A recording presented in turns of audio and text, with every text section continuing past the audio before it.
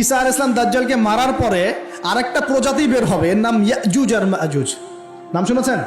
এই যে এই সূরার মধ্যেই আছে, এই সূরা কাহাফের কথা বললাম না, সূরা কাহাফের পিছনের দিকে আছে ইন্না ইয়াজুজ ওয়া মাজুজ মুফসিদুনা ফিল আরদ।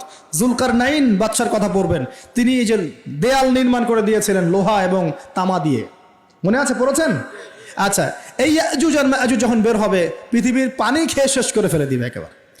এরা এত বেশি হিংস্র হবে যে এদের সাথে লড়াই করার মতো ক্ষমতা কোনো মানুষেরই থাকবে না। এমনকি ঈসা আলাইহিস সালামেরও নয়। ঈসা আলাইহিস সালাম তুর পাহাড়ে চলে যাবেন মুসলিমদেরকে নিয়ে, তুর পাহাড়ের ভিতরে মুসলিমরা সেখানে লুকিয়ে থাকবে, পৃথিবীর মেসাকার অবস্থা হয়ে যাবে, পৃথিবীর পানি খেয়ে শেষ করে ফেলে দিবে, একদম হিংস্র প্রজাতি। তখন ঈসা আলাইহিস সালাম আল্লাহর কাছে দোয়া করবেন, আল্লাহ এই বিভৎস জাতিকে ধ্বংস করো। আল্লাহ রাব্বুল আলামিন তখন ওই ইয়াজুজ আর মাজুজের এই কাঁধে, ঠিক কাঁধের মাঝখানে একটা ভাইরাস জন্ম দিবেন। কি জন্ম দিবেন? ওই যে বলি না মহামারীর ভাইরাস, অমুক ভাইরাস তমুক ভাইরাস, এই ভাইরাস আরও সামনে আছে বাকি এখনো। ওই ভাইরাসে, ওই পোকায়, ওই ব্যাকটেরিয়া বা যেটাই হোক আল্লাহ পাক যাই দিবেন, এতে করে ইয়াজুজ আর মাজুজের পুরো প্রজাতি ধপ ধপ ধপ ধপ করে মারা যাবে। মানে এটা ছোঁয়াচে রোগ হবে। কি রোগ হবে? ছোঁয়াচে। ঠিক যেমন আমরা একটু করোনা দেখলাম না, একজন থেকে আরেকজন, একজন থেকে আরেকজন, এরকম জিনিস চলবে আরো বিশ্বে। আর এখনকার নতুন রিসার্চ হচ্ছে ওই সাইবেরিয়া অঞ্চলের যে বরফগুলো আছে না, ওর নিচে এই 1 লাখ বছর, 1.5 লাখ বছর, 2 লাখ বছর আগের ভাইরাসগুলো নতুন করে জায়গা শুরু করেছে এখন। হ্যাঁ, এগুলো বিজ্ঞানীরা বলছেন যে এগুলো আবার কোন দিন জানি পৃথিবীতে আত্মপ্রকাশ করা শুরু হয়। সব কিছুই ঘটবে। বিশ্বটার খুব রহস্য আছে, বিশ্বটার অনেক রহস্য আছে। আল্লাহ পাক এগুলো খেলার ছলে সৃষ্টি করেন নাই, পরীক্ষা। লিয়াবলুয়াকুম আইয়ুকুম আহসানু আমালা, আল্লাহ পাক বলেছেন। এরপরে ইয়াজুজ আর মাজুজের সব প্রজাতি মারা যাবে। নবীজি বলছেন জমিনে কোনো জায়গায় ফাঁকা থাকবে না, সমস্ত জায়গাতেই ওদের দেহ পড়ে থাকবে। আল্লাহু আকবার। এরপরে ঈসা আলাইহিস সালাম আল্লাহকে বলবেন, আল্লাহ জমিনটাকে পবিত্র করে দাও। আল্লাহ পাক কি করবেন জানেন? বড় বড় নখরওয়ালা, বড় বড় নখ আছে, নখ দেখেছেন? বড় বড় নখ, বড় বড় নখওয়ালা একটা স্পেশাল প্রজাতির পাখি আল্লাহ পাঠাবেন। কি পাঠাবেন? পাখি। এটা কোন পাখি, কি নাম আমরা জানি না। ঠিক এরকম করে এই এক শ্রেণীর পাখি আল্লাহ পাঠাবেন যাদের নখগুলো খুব বড় বড় হবে, বিশাল বিশাল নখ। এই নখগুলো দিয়ে তারা দেহগুলোকে উঠাবে, উঠিয়ে নিয়ে কোথায় যে ফেলে দেবে আল্লাহ ভালো জানেন। সুবহানাল্লাহ, আল্লাহু আকবার। আল্লাহ পাক বিশ্বে কত কি বাকি রেখেছেন এখন। এরপরে আল্লাহ পাক কি করবেন জানেন? আল্লাহ পাক বৃষ্টি বর্ষণ করবেন। এত বেশি বৃষ্টি হবে, এত বৃষ্টি হবে, জমিন ধুয়ে পরিষ্কার হয়ে যাবে। হাদিসে আসছে জমিন একদম চকচক করবে, জমিটা পরিষ্কার হয়ে চকচক করতে থাকবে। এরপরে কারণ ওই ভাইরাস তো ধুইতে হবে না, ভাইরাসকে ধুয়ে সাফ করতে হবে। তারপরে ঈসা আলাইহিস সালামের সময়ে বলা হচ্ছে, তার সময়ে একটা ডালিম, ডালিম দেখেছেন কিনা? আনার ডালিম, এই ডালিমের যে খোসা হয় না, এই ডালিমের খোসার নিচে একটা পুরো পরিবার আশ্রয় নিতে পারবে। কি বুঝলেন? এত বড় বড় ফল হবে, এত বরকত হবে জমিনের মধ্যে। কখন বরকত হয়? যখন একটা জনপদের অধিবাসীরা আল্লাহর সামনে আত্মসমর্পণ করে, তখন আল্লাহ বরকত দেন। আমরা কি আত্মসমর্পণ করছি? এই জন্যই তো অর্থনৈতিক মন্দা চলছে।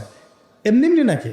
সুদ খাচ্ছেন, দিব্যি ঘুষ খাচ্ছেন, দুর্নীতি করছেন, জেনা করছেন, মানুষের সম্পদ আত্মসাৎ করছেন, মাপে কম দিচ্ছেন, আবার নামাজও পড়ছেন, মাশাআল্লাহ। তো বরকত কোত্থেকে আসবে?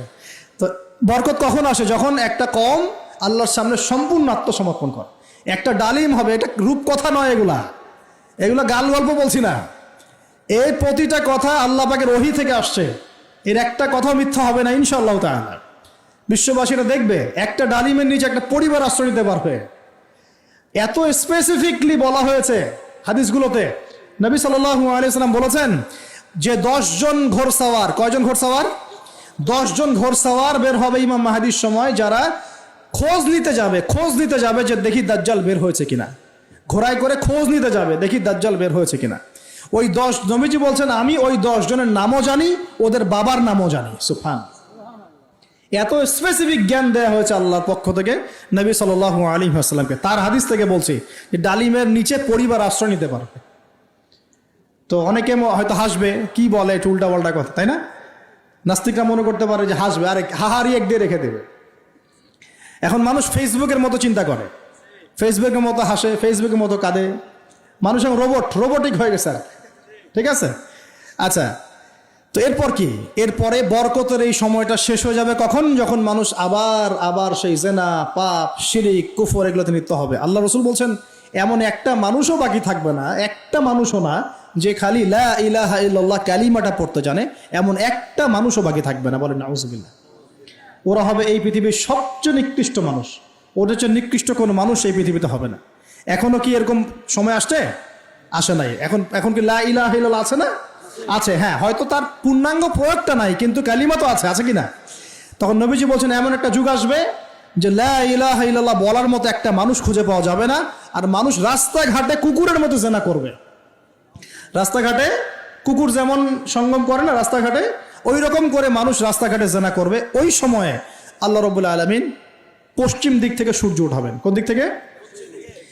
সূর্য সত্যি সত্যি পশ্চিম দিকে উঠবে। পৃথিবী একদিকে ঘুরছে না এখন, কে জানে আল্লাহ পাক পৃথিবীর ঘূর্ণন থামিয়ে উল্টা দিকে ঘোরাতে পারেন না? অবশ্যই পারেন। আল্লাহ পাকের জন্য এটা খালি বলা, কুন ফায়াকুন, হও হয়ে যাও, ব্যাস ব্যাস। আমি কয়েকদিন আগে রিপোর্ট দেখেছি, পৃথিবীর নিচে কিন্তু আগুনের স্তর আছে, আচ্ছা জানেন তো? পৃথিবীর নিচে আগ্নেয়গিরিগুলো আছে। পৃথিবীর ভিতরেও একটা ঘূর্ণন হয়, সেই ঘূর্ণনের দিক পরিবর্তন হচ্ছে দিন দিন, এমনটা রিপোর্ট এসেছে। দেখেন, আপনি ইন্টারনেট ঘাটাঘাটি করেন, দেখেন। আর অনেকে রিপোর্ট করছে যে পৃথিবী আগে যে গতিতে ঘুরতো, এখন পৃথিবীর ঘূর্ণন গতি একটু বেড়ে গেছে। দেখেন রিপোর্ট, দেখেন। ঘূর্ণন গতি বেড়ে যাওয়ার মানে হচ্ছে টাইম দ্রুত পাস করবে। আর শেষ জামানার হাদিস এটাও আছে যে সময় দ্রুত পাস করবে, আছে না? এটা হাদিস আসছে। তো প্রিয় ভাইরা, এই সময়ে মানুষ খারাপ হওয়া শুরু করার পরে এমন খারাপ হবে, আল্লাহর নাম নেওয়ার মতো কোনো মানুষ থাকবে না, আল্লাহ আল্লাহ বলার মতো কোনো মানুষ থাকবে না। তখন পশ্চিম দিক থেকে সূর্য উঠবে। কিভাবে কিয়ামত হবে? নবীজি বলছেন একজন ব্যক্তি পানি খাওয়ার জন্যে পাত্রটাকে মুখের সামনে নিবে, পানি গিলতে পারবে না, কিয়ামত হয়ে যাবে। নাউযুবিল্লাহ। ইযা ওয়াকাআতিল ওয়াকিআ লাইসা লিওয়াকাআতিহা কাযিবা আল খারিআতু মাল খারিআ ওয়া মা আদরাকা মাল খারিআ, আছে না? আম্মা ইয়াতাসাআলুন আনিন নাবাইল আযীম। কত সূরা আছে কিয়ামত সংক্রান্ত, পড়ে দেখেন। ইযা যুলজিলাতিল আরদু জিলজালাহা ওয়া আখরাজাতিল আরদু আথকালাহা ইযা শামসু কুওয়িরাত ওয়া ইযা নুজুমু কাদারাত। এই সূরাগুলো পড়ে